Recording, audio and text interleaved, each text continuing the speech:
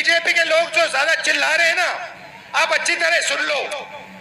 हमने अभी सिर्फ कर्नाटक का सबूत दिया है, हम आने वाले समय में लोकसभा का सबूत देंगे, हरियाणा का सबूत देंगे, बाकी प्रदेशों का सबूत देंगे और ये साबित कर देंगे कि बीजेपी आरएसएस वोट चोरी कर कर चुनाव जीतती है।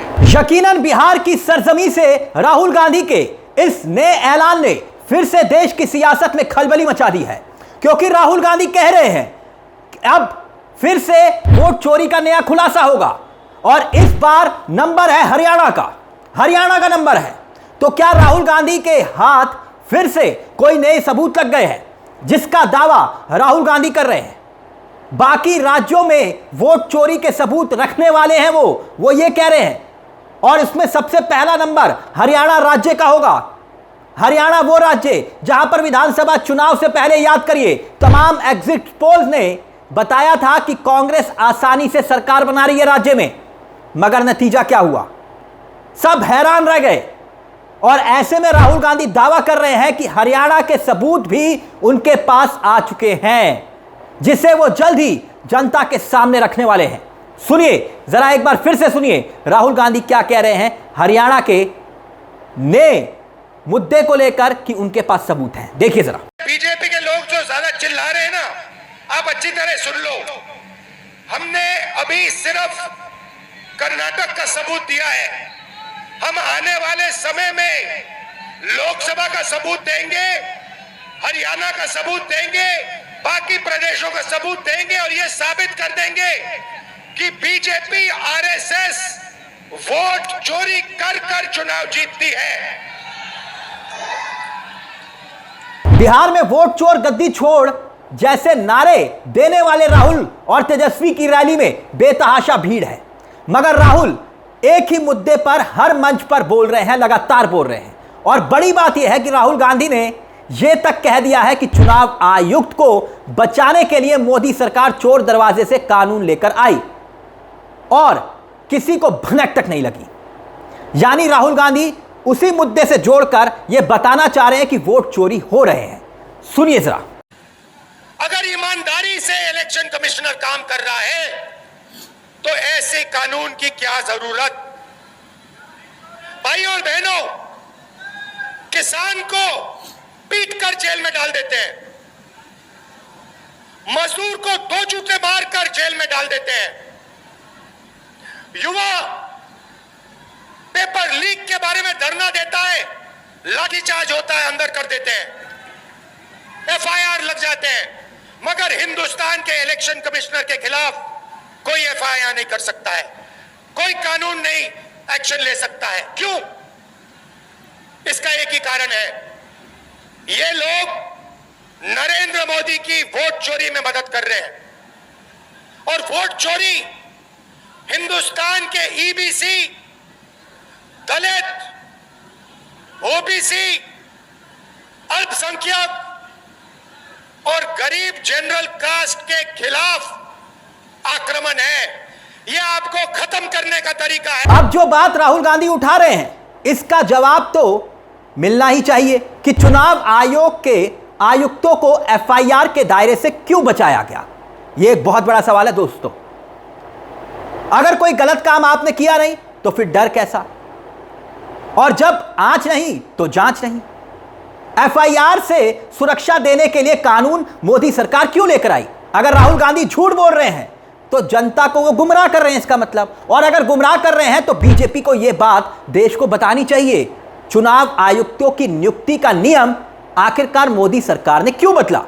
आयुक्तों को चुनने वाली कमेटी से चीफ जस्टिस को आखिरकार मोदी सरकार ने क्यों हटाया? ताकि इस कमेटी में सिर्फ मोदी और मोदी जी के करीबी कैबिनेट मंत्री ही तय करें कि आखिरकार कौन बनेगा मुख्य चुनाव आयुक्त। यानी अब राहुल गांधी वोट अधिकार यात्रा में उन सब मुद्दों को रखने की कोशिश कर रहे हैं जिसके जरिए जनता तक यह संदेश पहुंचे। अब 1 सितंबर को यात्रा समापन हो रही है, कोई बड़ा ऐलान करने की तैयारी राहुल गांधी कर रहे हैं, तभी तो वो मन से दावा कर रहे हैं कि उनके पास और भी सबूत आ चुके हैं। यानी राहुल गांधी जो बात बोल रहे हैं उसका आधार क्या है? क्यों कल तक बात मोदी के गुजरात मॉडल पर सियासी हमले की थी, मगर अब राहुल गांधी कह रहे हैं यह मॉडल वोट चोरी का मॉडल है, आर्थिक मॉडल नहीं है, वोट चोरी का मॉडल है। सुनिए राहुल गांधी ने क्या कहा था गुजरात मॉडल को लेकर, जहां से एक बहुत बड़ी खबर आई है वो भी बताएंगे, लेकिन राहुल गांधी का यह बयान भी सुनिए। गुजरात मॉडल आर्थिक मॉडल नहीं है, गुजरात मॉडल वोट चोरी करने का मॉडल है। और इस मॉडल को ये 2014 में नेशनल लेवल पे लाए। आप देखिए, मध्य प्रदेश का चुनाव चोरी किया, हरियाणा का किया, महाराष्ट्र का किया। हम कुछ बोलते नहीं थे क्योंकि सबूत नहीं था, मगर महाराष्ट्र में सबूत मिल गया। इन्होंने कुछ ज्यादा कर दिया। तो क्या वाकई में आप राहुल गांधी फिर से कोई नया सियासी एटम बम फोड़ने वाले हैं? एक बात और साफ हो गई, राहुल गांधी ने जब से वोट चोरी का आरोप लगाया है उसके बाद से ही देखिए चुनाव आयुक्त एकाएक प्रकट हुए, ज्ञानेश कुमार, राहुल गांधी को धमकी भरे अंदाज में कहा कि 7 दिन में हलफनामा देना होगा, चेतावनी भी दी, मगर राहुल गांधी ना रुके ना डरे। भले ही चुनाव आयुक्त अनुराग ठाकुर के नाम को सुनते ही प्रेस कॉन्फ्रेंस में उनका हलक सूख गया, मगर अब तो वो 7 दिन भी गुजर गए जो राहुल गांधी को चेतावनी दी गई थी, और ऊपर से राहुल गांधी फिर से दावा कर रहे हैं इस बार हरियाणा में वोट चोरी का खुलासा करूंगा। मगर इस यात्रा से राहुल गांधी ने क्या वाकई में वोट चोरी के मुद्दे को जन जन तक क्या सिर्फ नहीं पहुंचा दिया, बल्कि एक और बड़ी बात, गठबंधन को भी राहुल गांधी ने जिंदा कर दिया, इंडिया गठबंधन को। गौर कीजिए, बिहार में चल रही वोट अधिकार यात्रा के दौरान क्या हुआ, एक बार फिर से गठबंधन एकजुट दिखाई दे रहा है। और इस यात्रा को देखिए, सिर्फ इस यात्रा को, तेजस्वी यादव हैं, मुकेश साहनी हैं, दीपांकर भट्टाचार्य हैं और राहुल गांधी हैं, एक ही जीप पर सवार हो जाते हैं। कभी उसी जीप पर तेलंगाना के मुख्यमंत्री दिखाई देते हैं, कभी तमिलनाडु के मुख्यमंत्री दिखाई देते हैं, कभी प्रियंका गांधी बुलेट पर दिखाई देती हैं राहुल गांधी के साथ उसी यात्रा में, और अब तो अखिलेश यादव भी पहुंच रहे हैं। अब याद कीजिए लोकसभा चुनाव के वक्त क्या हुआ था, इंडिया गठबंधन का कितना मजाक हमारे देश की होनहार मीडिया ने उड़ाया था।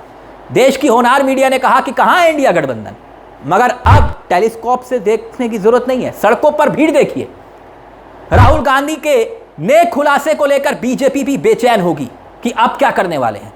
और गौर कीजिएगा, अभी तक ना तो देश के प्रधानमंत्री नरेंद्र मोदी ने और ना ही अमित शाह ने राहुल गांधी के इन आरोपों को लेकर ज्यादा कुछ बोला है, ज्यादा कुछ नहीं बोला।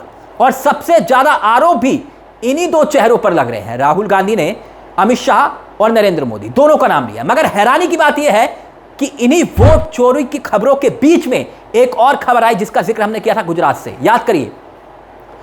चुनावी प्रक्रिया पर लगातार सवाल खड़े हो रहे हैं और 26 अगस्त को ही दैनिक भास्कर की एक रिपोर्ट आई और यह रिपोर्ट बताती है कि भारत में चुनावी प्रक्रियाओं में कितनी तरह से खामियां हैं, कितनी तरह की चुनावी प्रक्रियाओं में चोर गलियां हैं।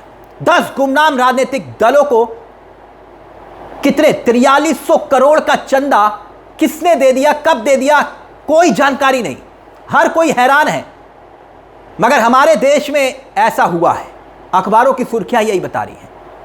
मगर अब राहुल गांधी का यह दावा है, एक और दावा, कि वो नया खुलासा करने वाले हैं। तो क्या वाकई में फिर से कोई नया एटम बम फोड़ने वाले हैं राहुल गांधी, और क्या वो भी ठीक चुनाव से पहले, यानी कि बिहार विधानसभा चुनाव से पहले? यानी राहुल गांधी की जुबानी पिक्चर अभी बाकी है। इस मुद्दे को लेकर दोस्तों आपकी क्या राय है, हमें कमेंट बॉक्स में जरूर बताइएगा। मुझे तिलक चावला को दीजिए इजाजत। चलते चलते दरख्वास्त, हमारे चैनल को सब्सक्राइब करना मत भूलिएगा। यह मंच आप ही का है। नमस्कार, जय हिंद, जय भारत।